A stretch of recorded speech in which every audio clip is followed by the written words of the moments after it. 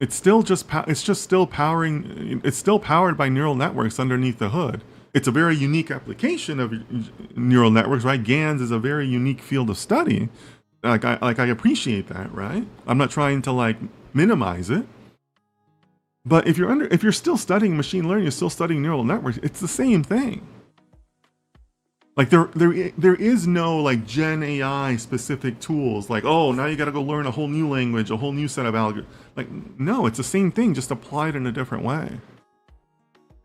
So I hope the point's coming across, and you can see the votes in the chat, right? That you're still learning it. Like, you're still equipping yourself in an appropriate way, right?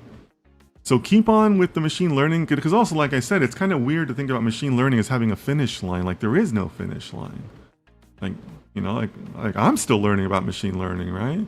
And you learn something from every project, the different data, the different transforms, the different results you're going to get, the different layers, the different nodes, the different types of nodes, right? Like, there's no finish line to that, right? So I hope that helps you, Maz, and I hope that you know, seeing it from your peers here in the chat, you know, you can see that, you know, it's all